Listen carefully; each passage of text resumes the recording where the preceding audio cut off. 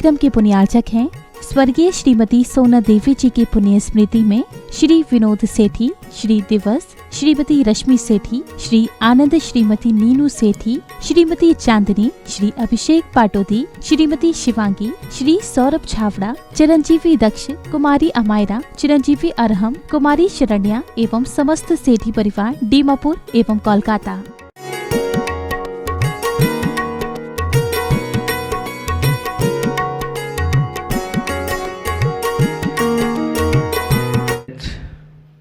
महानुभावों, आज हमें अपने जीवन में ज्ञान का अस्तित्व दिखाई देता है। ज्ञान के बिना जीवन नहीं और मोक्ष मार्ग में सम्यक ज्ञान की आवश्यकता है। उमा स्वामी आचार्य देव ने तत्वार्थ सूत्र ग्रंथ में एक सूत्र दिया है, मति श्रुतावधि मनः परे केवलानि ज्ञानम। मति ज्ञान, श्रुत ज्ञान, अवधि ज्ञान, मन परे ज्ञान और केवल ज्ञान, ये 5 प्रकार का ज्ञान होता है। ये 5 प्रकार का ज्ञान हर किसी को प्राप्त नहीं हो पाता है, लेकिन वर्तमान में संसारी प्राणियों के पास में मति ज्ञान और श्रुत ज्ञान, ये 2 ज्ञान का अस्तित्व दिखाई देता है। लेकिन अवधि ज्ञान मुनि राजों के भी होता है, चारों गति के जीवों के भी होता है।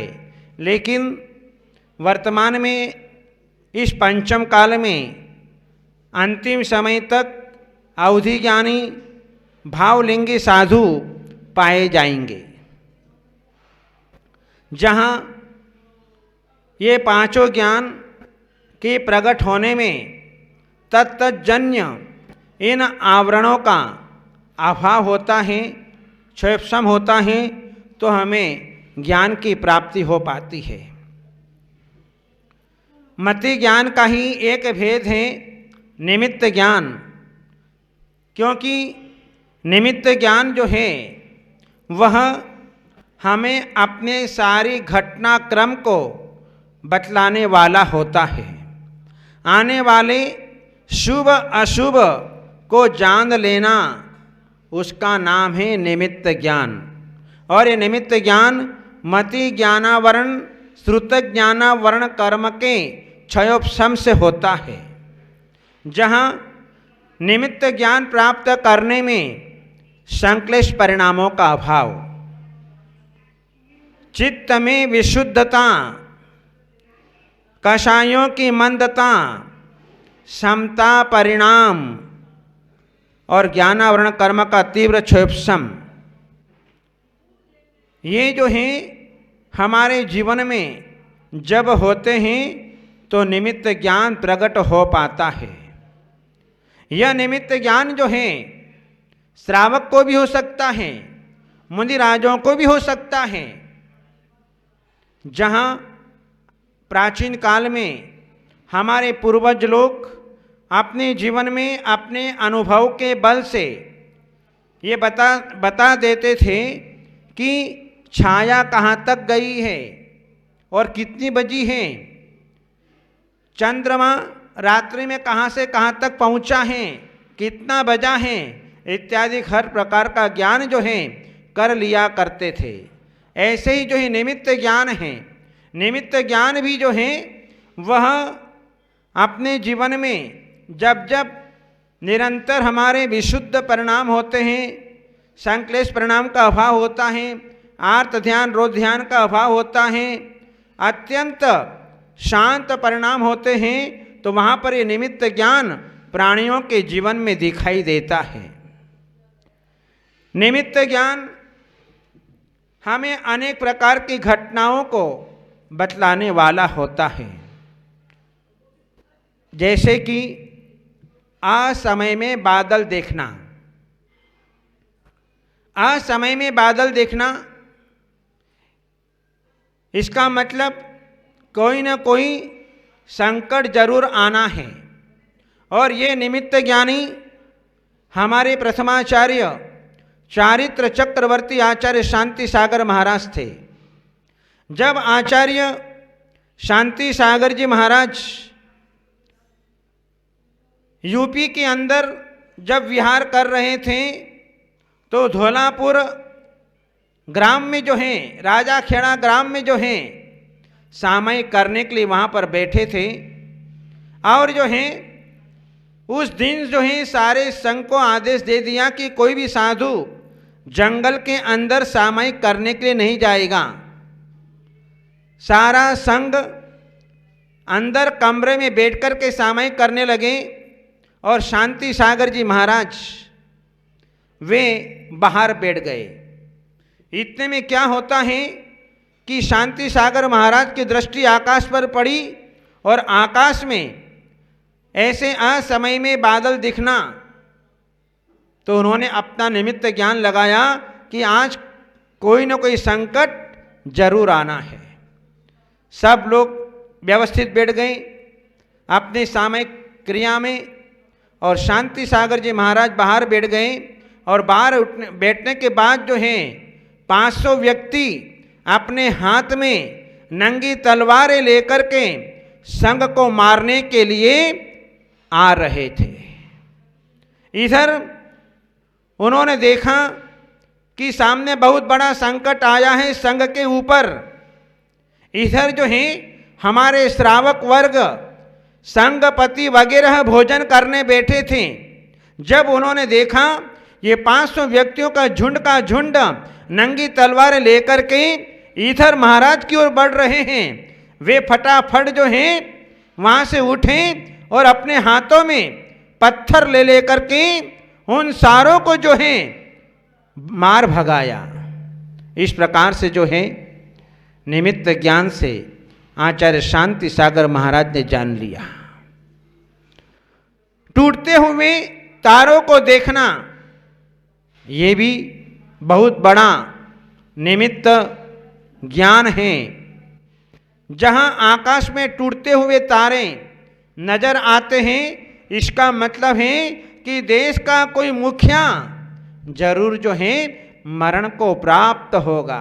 और उसका फल भी जो है हमें देखने को मिला कि हमारे देश के मुख्य राजनेता का जो है स्वर्गवास हुआ।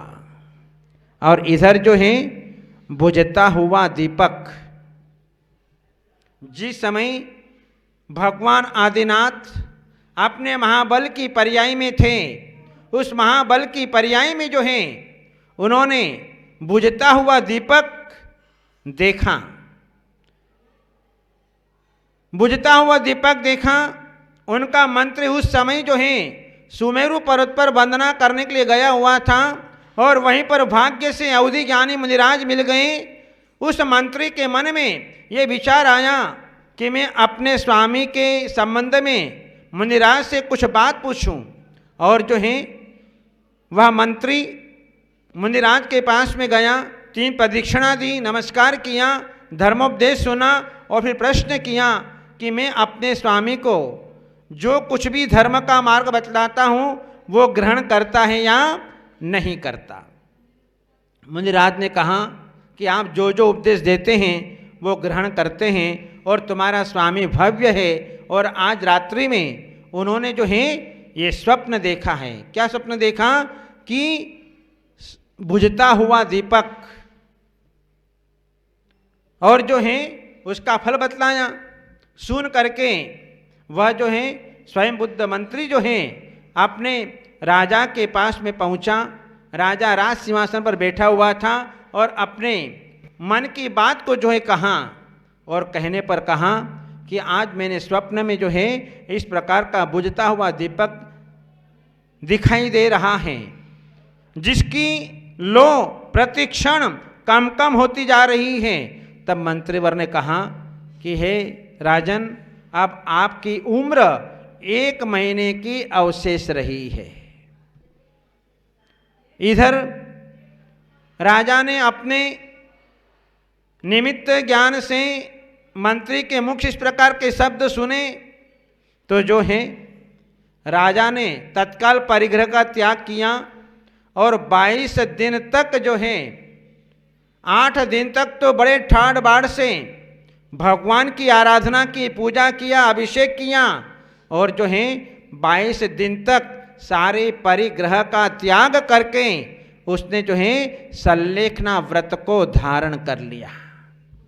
इस प्रकार 1 माह में उसने जो है अपनी साधना करके वह मरण करके देव पर्याय को प्राप्त हुआ। इस प्रकार से निमित्त ज्ञान से मुनिराज ने बतलाया। माला के दाने बिखर जाना, ये भी बहुत बड़ा संदेश हमें अपने जीवन में देकर के चला जाता है।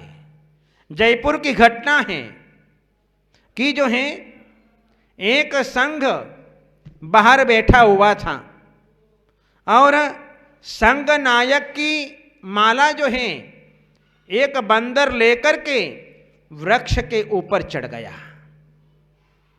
वृक्ष के ऊपर चढ़ गया और वहां पर जाकर के जो है उसने, बंदर ने उस माला के धागे तोड़ दिए और दाने दाने जो है बिखेर दिए।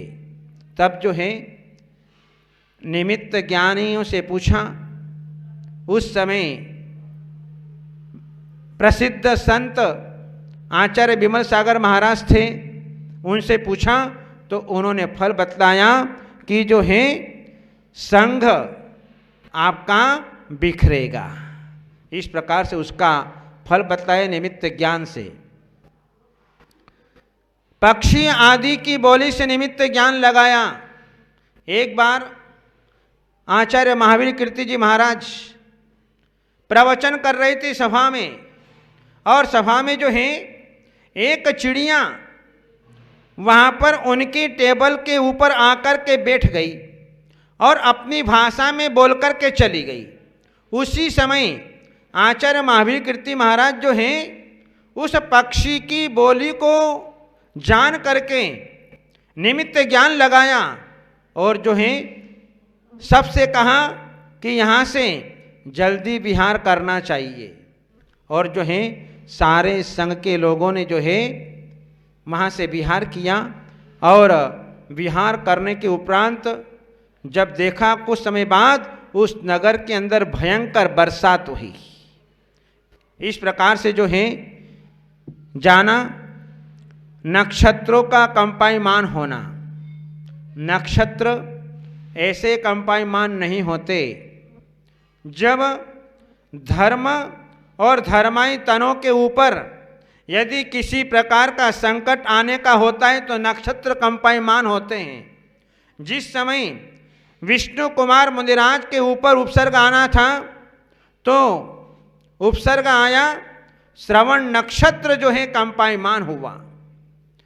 लेकिन जहां श्रुत सागर चंद्र नाम के मुनिराज ने देखा अचानक कि श्रवण नक्षत्र कंपायमान हो रहा है, इसका मतलब है उन्होंने निमित्त ज्ञान लगाया कि हस्तिनापुर के अंदर महामुनिराजों के ऊपर उपसर्ग हो रहा है और यह उपसर्ग विष्णु कुमार मुनिराज ही दूर कर सकते हैं। इस प्रकार से नक्षत्रों का कंपायमान होना, मंदिरों में मूर्तियों में पानी आना, ये भी जो है बहुत बड़ा अपशकुन है। जहाँ मंदिरों में मूर्तियों में पानी आता है तो उसका निमित्त ज्ञान ये कहता है कि जो है किसी प्रधान पुरुष का मरण होगा। ऐसा जो है निमित्त ज्ञान से जाना जाता है। जहाँ खोटे स्वप्नों का दिखना, और ये खोटे स्वप्न जो है चंद्रगुप्त और भरत चक्रवर्ती ने देखे और आज उनका फल, चंद्रगुप्त के सपनों का फल अंतिम श्रुत केवली भद्र बाहु स्वामी ने बतलाया। आज वे स्वप्न साकार हो रहे हैं। 12 फण वाला सर्प देखा। उत्तर भारत में 12 वर्ष तक दुष्काल पड़ेगा, इसलिए अंतिम भद्रभाव स्वामी निमित्त ज्ञान से जान करके यहाँ से 12,000 साधुओं को साथ में लेकर के चंद्रगुप्त मौर्य, जिसका संगपति था, जो जैन धर्म का अंतिम राजा था, जिसने मुकुट उतार करके अंतिम श्रुत केवली भद्रभाव स्वामी के पास में श्रवण बेलगोला की पावन धरती पर जहाँ 12,000 साधुओं को लेकर के गया और वहाँ पर उनको सुरक्षित किया और जो है उनसे दीक्षा ग्रहण की। इस प्रकार से जो है यहाँ उत्तर भारत के अंदर दुष्काल पड़ा, जहाँ ऋष दक्षिण दिशा की ओर मुख करके चिल्ला रहे हैं, जहाँ पर कुत्ते रो रहे हैं। ये सारे अपशकुन हो रहे थे। सारे मंत्रियों ने रावण को समझाया कि युद्ध करना श्रेष्ठ नहीं है, क्योंकि सामने बहुत सारे अपशकुन हो रहे हैं। लेकिन रावण नहीं माना, अपनी जिद्दी पर अड़ा रहा, जिसके कारण वह युद्ध क्षेत्र में मारा गया। और जिस समय राम युद्ध क्षेत्र के लिए निकले तो उस समय जो है उनके सामने अनेक अनेक शुभ शकुन होने लगे। उन सारे निमित्तों को जान करके निमित्त ज्ञानियों ने बतलाया कि अपनी युद्ध के अंदर विजय निश्चित है। इस प्रकार से जो है राम युद्ध क्षेत्र के अंदर विजय को प्राप्त हुए। इस प्रकार से निमित्त ज्ञानी अपने जीवन में सारे शुभ अशुभ को अपने जीवन के अंदर बतलाने वाले होते हैं। जिस प्रकार की राजा श्रेणिक ने अपने घर के अंदर जहाँ नाना प्रकार का जो है उसने हड्डी आदि अपवित्र पदार्थों से अपने घर को, एक स्थान को जो है भर दिया था, चेलना को पता न चले ऐसा उपक्रम किया और चेलना से कहा कि जो है कल अपने को मुनिराज का आहार कराना है। चेलना ने विचार किया कि जो है ये आज असमय में ऐसी बात क्यों हो सकता है, दाल में काला कुछ नजर आ रहा है। ठीक है, पति की आज्ञा हुई है तो पति की आज्ञा शिरोधार्य करना चेलना का धर्म था। दूसरे दिन हुआ और जो है एक एक करते हुए 4 मुनिराज वहाँ पर आए, लेकिन 3 मुनिराज तो वापस लौट करके चले गए और चौथे मुनिराज आए। उन्होंने जो है अपने ज्ञान से जाना कि जहाँ पर रसोई बनाई है वहाँ पर जो है वह स्थान अपवित्र है, यहाँ पर आहार नहीं करना चाहिए, इसलिए वहाँ से चल दिए। राजा श्रेणिक को आश्चर्य हुआ कि 4 मुनिराज हमारे राजमहल से चले गए, क्या बात है। चलना से कहा चलो इसका समाधान मुनिराज के पास में करें। गए मुनिराज के पास में और जो है मुनिराज से पूछा, सबने समाधान दिया। और चौथे नंबर के मुनिराज थे, उनसे कहा कि आप बिना आहार के क्यों लौट गए। तो उन्होंने कहा कि राजन, जिस स्थान पर आपने हड्डी आदि गाड़ करके रखा था वहाँ पर जो है वो स्थान अपवित्र होने से हम लोग आहार नहीं कर सकते।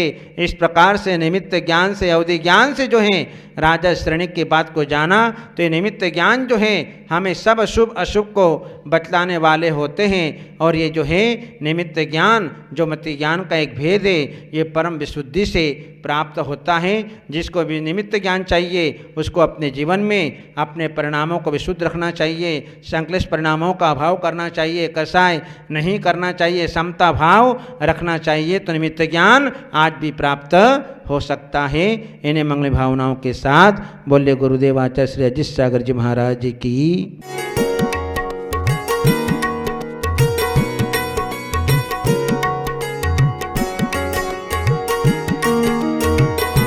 इस कार्यक्रम के पुण्यार्चक थे स्वर्गीय श्रीमती सोना देवी जी की पुण्य स्मृति में श्री विनोद सेठी, श्री दिवस, श्रीमती रश्मि सेठी, श्री आनंद, श्रीमती नीनू सेठी, श्रीमती चांदनी, श्री अभिषेक पाटोदी, श्रीमती शिवांगी, श्री सौरभ छावड़ा, चिरंजीवी दक्ष, कुमारी अमायरा, चिरंजीवी अरहम, कुमारी शरण्या एवं समस्त सेठी परिवार डीमापुर एवं कोलकाता।